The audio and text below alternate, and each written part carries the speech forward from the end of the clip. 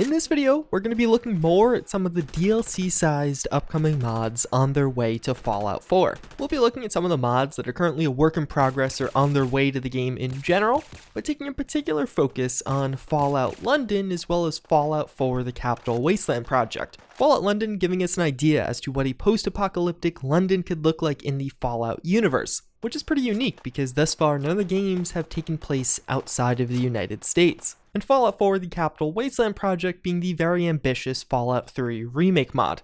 And we got quite a bit of interesting content from both of them, which have had fairly large pushes as of late as far as teasers and even some new content to experience ourselves. If you guys enjoy the content or just want to stay up to date with some of the up and coming mods for Fallout 4 or even other games, I recently posted a video on Fallout the Frontier, which is a mod for New Vegas and probably the biggest mod ever to come to New Vegas. But taking a look first at Fallout London, this is one of those mods that I'm particularly excited for, and I'm really hopeful that does see the end of day when it eventually does get a release date. Mainly because, thus far, Bethesda seem to have this reluctance to take the Fallout IP outside of the US. But I think basically all of us would love to see that in a Fallout world, get to explore some of those different cultures.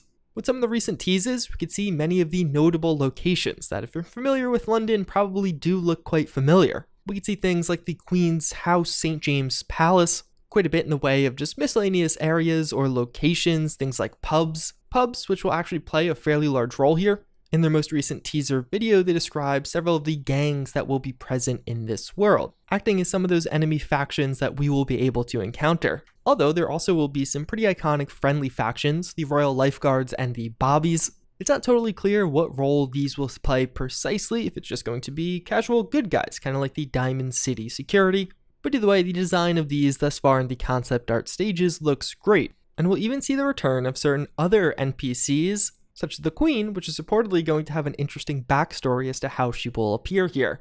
With this mod, they're actually making a focus on mechanoid enemies, which I think is pretty cool. It's a little bit of uniqueness. And I actually think from a lore perspective, they could do a lot with that, describing how the European side of things maybe had more of a focus on robots than the US did at the time. And just overall, I would say all of this comes together to look quite good. They've also shared several assets, whether it be items, armors, or other miscellaneous things that will be coming with this mod.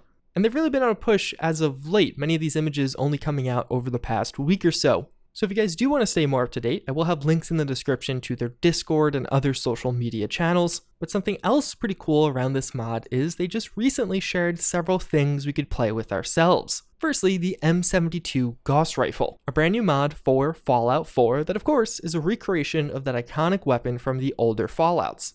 But in Fallout 4 is functionally a different take on the Gauss Rifle. This one being a little bit quicker, having a faster rate of fire with appropriate customization options, but also just looking pretty cool. There's a few different things you could do with it. And all around, it definitely is a good addition to the Commonwealth as kind of a higher tier AR of sorts, an energy-based AR. And this will end up being something we see quite a bit of when Fallout London does eventually release. But even separate from that, we also get a look at the AM2 Rifle No.9 Mk1. This one's a little bit different. It is a standalone weapon mod release from Axis, but as a part of this weapon, he actually allowed the Fallout London team to use it. So it'll too appear in Fallout London at a later date, and it just felt fitting to also showcase this in this video. This is actually a pretty interesting and cool looking new bullpup rifle into Fallout 4. It definitely looks similar to other bullpups, but also very unique, especially with some of the furniture that is attached to this. It too has a variety of customization options, and it's just fun to use in game. It does everything you hope it would, and also comes with its own quest to acquire it.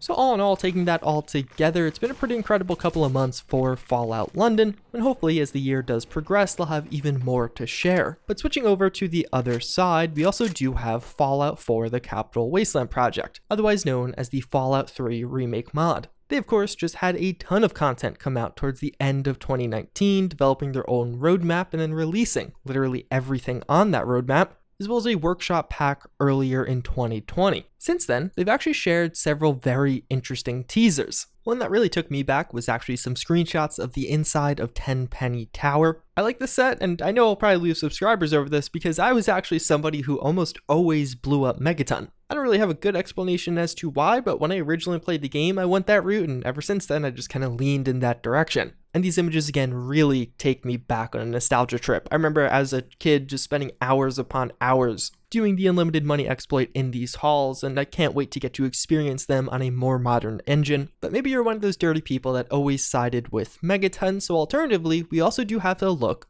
at the underworld, which is a place we could universally appreciate.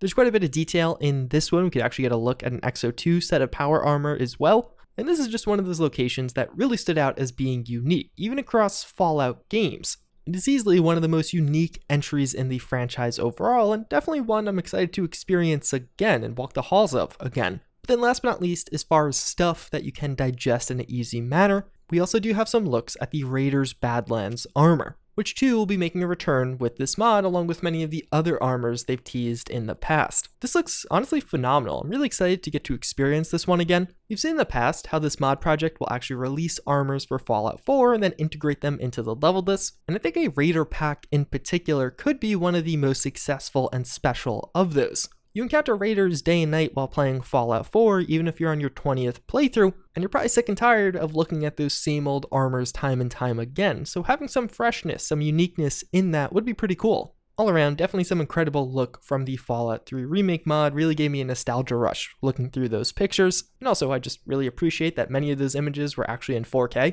And just overall, great progress by both of these mods. I'm excited to keep you guys up to date with both of these as well as some of the others. I know Fallout Miami update is due in the next couple of months. But then next up, taking a look at some of these smaller scale mods on their way to Fallout 4 and potentially some ones we'll get to experience a little bit earlier.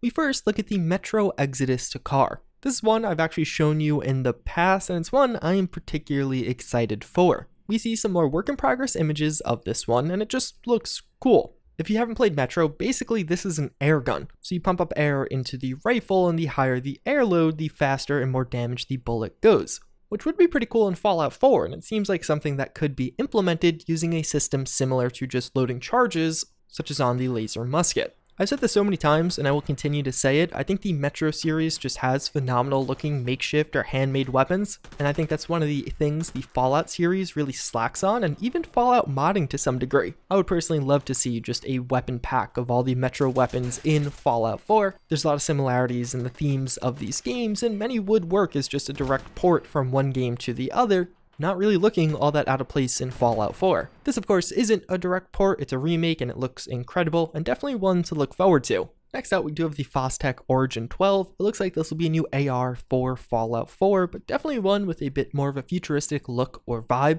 This is coming from the same mod author that made the M72 earlier, so if you like the look or feel of that one, you'll probably also enjoy this one. But something that's a bit more wide-reaching, we also do have some updates around Flora. This will be a new foliage mod for Fallout 4, but one of the particularly cool things about this one is it actually has distinctive regions with distinctive biomes or environments. So from one to another, you're going to see hand-placed foliage that just looks incredible. The mod author behind this one has made literally some of the best environmental mods for Fallout 4 ever. And this seems like it is going to be the ultimate collection of all of that experience and knowledge, as thus far it looks particularly cool and also very fitting for the landscape. To some degree, these images to me represent a different season than we normally see in Fallout 4, at least it feels somewhat different, but overall it feels very natural looking. It looks like something Bethesda could have done themselves. And all around, I am very excited for this mod, to actually get to go from one section to another and see as the foliage changes. But next up, we actually have a pretty interesting and cool one. It's a set of ballistic weapons for the Institute in Fallout 4, but actually very thematically appropriate for this faction.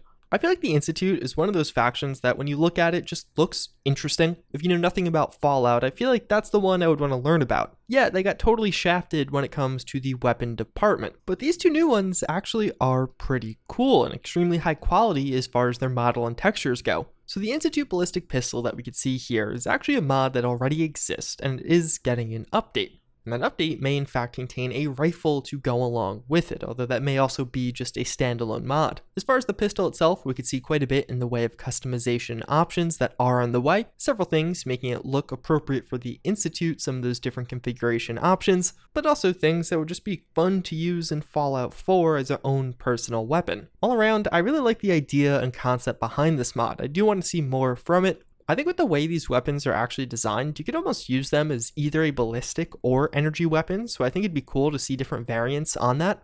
Just a slight visual change could definitely make it pretty practical to see this be an energy alternative. But then next up, we do have Run with Power. This is a very high quality set of skins that is coming to the power armors of Fallout 4, each of which having a Red Rocket theme. The cool part about this mod is, even though all of them definitely look similar, each one is also very unique, having its own little accents or flavors that others don't. I would say the paint job overall definitely works really well on some of these armors. In particular, on the X01, I just think it looks really cool and actually really brings out the X01 overall. Might be one of my top 5 paint job mods I've seen thus far on this particular armor, but overall it's a pretty cool concept. Power armor skins are something we don't see a ton of as of late, but something this high quality will definitely attract a lot of attention. But otherwise, that's pretty much going to wrap it up for this one. As always, I hope you guys found this video informative or interesting, an up-to-date look at some of these big projects that are on the way. Until next time, I thank you all again for watching, and with that, I hope to see you all later.